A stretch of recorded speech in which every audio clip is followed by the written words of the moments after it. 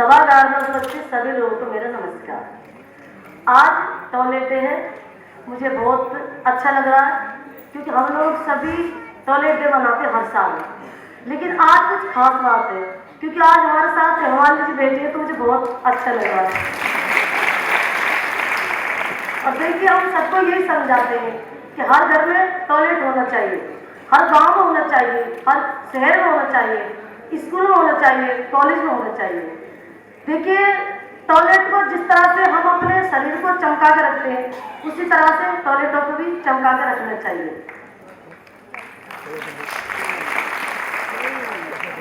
देखिए, मैं बहुत मेरी बात बताने के लिए जा रही हूँ आपको।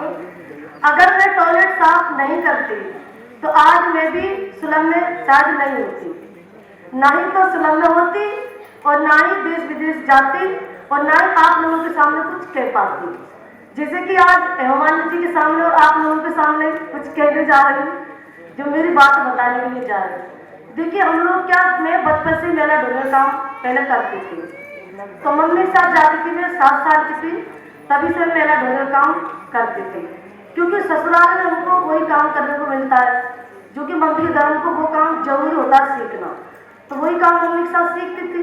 क्योंकि जैसे कि बाकी के बच्चे स्कूलों में जाते हैं, ये सीखते हैं, तो हम ऐसा कुछ सीख नहीं सकते थे, क्योंकि अगर माँ से बोले तो वो कहते बेटा और कुछ काम कर भी नहीं सकोगी इस काम के अलावा। तो देखिए, मेरे 10 साल की उम्र में मेरी शादी हो गई मेरी दीदी के साथ।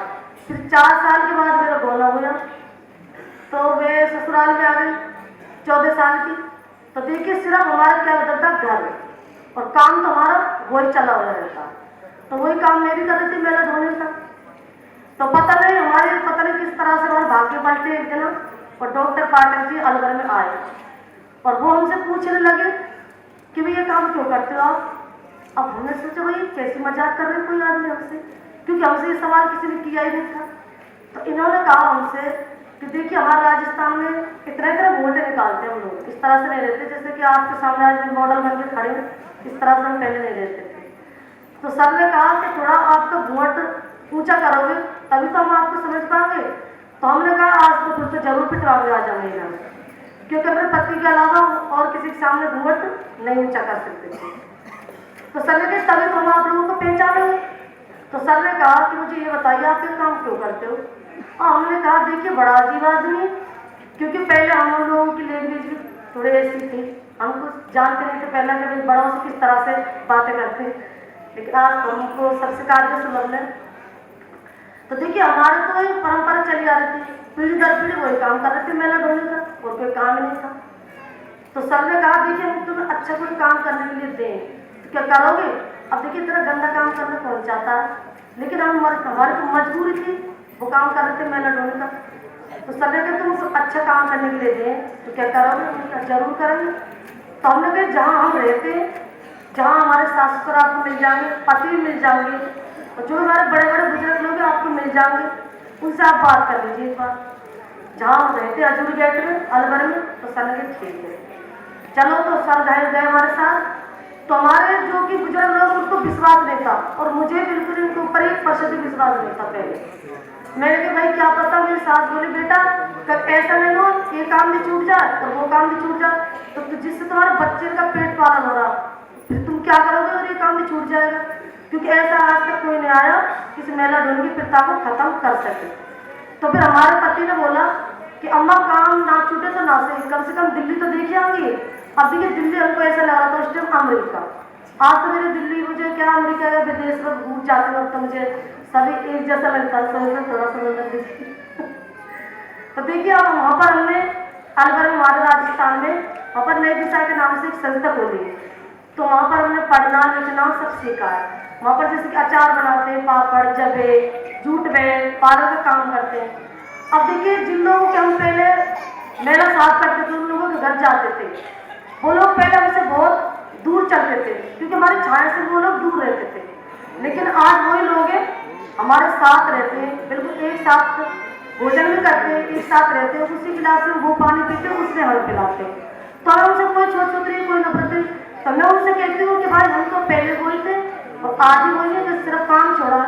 तो वो कहते थे कि आप पहले शौचालय साफ करते थे, तो हमको नफरत लगती। लेकिन आप अब आपने छोड़ दिया मेरा गुरु का, फिर कोई आपसे शिकायत नहीं, आप हमारे साथ रह सकते हो, एक साथ खा सकते हो। वहाँ पर हमारे मतलब पंडित थे बहुत पहले दिन का थे, जगन्नाथ जी के नाम से मंदिर बहुत बड़ा वहाँ पर। वो पंडित जी इतने छूट छूट कर देते पहले कि सीढ़ियों को नहीं बैठे देते थे। लेकिन आज वही पंडित जी हमें शादी बुलाते, एक बार बेटा की शादी बुलाया था मुझे, एक बार बेटी की शादी बुलाया था, सोने के लिए झुमके लेके गई थी, उन्होंने स्वीकार किए थे मेरे हाथों से। जिस तरह से सब लोग एक साथ रहते उसी तरह से हम भी रहते हैं। और मुझे कोई समाज से शिकायत नहीं है, हमारे अलवर में कोई छूत छूत की नाम की कोई चीज नहीं है। अगर आप लोग चाहें तो हमारे साथ चल सकते, देख सकते, बिल्कुल हम एक परिवार की तरह वहां पर रहते हैं। मुझे तो बहुत अच्छा लगता है क्योंकि पहले वो लोग ऐसे थे, छूत करते थे, लेकिन हम मुझे हमारे जो डॉक्टर पाठक जी है मेरे लिए तो भाई गांधी जी हम लोगों के लिए, बाल्मीकि समाज के लिए, तो क्योंकि गांधी जी ने तो देखिए सपना ही देखा था, वो तो आज में चले गए थे सपना देख के, और ये है जो कि सपना पूरा कर रहे गांधी जी का। तो आज के सामने कुछ हम बोल भी पाते हैं, पहले तो हम बोलते नहीं थे, बिल्कुल डरते थे हम, लेकिन अब तो हम किसी से नहीं डरते। अब देखिए मैं जैसे मैं और मेरी बहन है, सभी समान इज्जत और सम्मान के साथ जी रही है बहुत बढ़िया तरह से। जैसे कि मुझे 80 घाट की सफाई के लिए पुरस्कार दिया था नरेंद्र मोदी जी ने, तो मुझे बहुत अच्छा लगा था क्योंकि हमारे डॉक्टर पाठक जिन्होंने हमें मान और सम्मान दिलाया। कभी हमारे बारे में किसी ने सोचा ही नहीं था ये कि हम भी तो एक इंसान है, अरे हम भी तो नेताओं को वोट देते हैं, ऐसी बात नहीं है, हम भी तो देश के ही हैं। लेकिन कभी किसी ने हमारे बारे में नहीं सोचा था, ना ही तो देखिए वो हमारे समाज के, ना ही वो हमारे अलवर के रहने वाले हैं, उन्होंने हमारे लिए इतना सोचा है, तो हम तुम्हारे सर को भगवान मानते हैं और गांधी जी मानते हैं उनको। मैं आपको मैडम जी, हमारी मैडम जी आपको 4-5 ले ले इंग्लिश में बोल के बताते sir.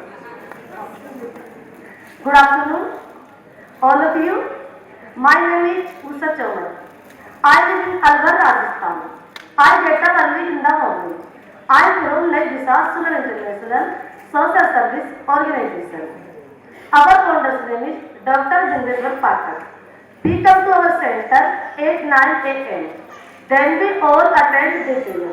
Then we go to our adult education class. Then after we all do our work. Cutting and embroidery, boutique gear, made some jute items, vermicelli, pickles, candles.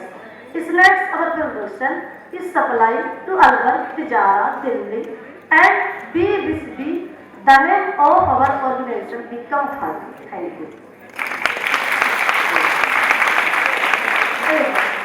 Madam ji, Hanuman ji के लिए मैं एक छोटी सी बात करूँ पिक्चर की, जो कि विवाह पिक्चर में मैडम जी आप तो पिक्चर बनाती हो, लेकिन हमको तो आप वैसे रुलाती हो, बहुत अच्छी लगती है आपकी पिक्चर, बहुत सुपर हिट पिक्चर है।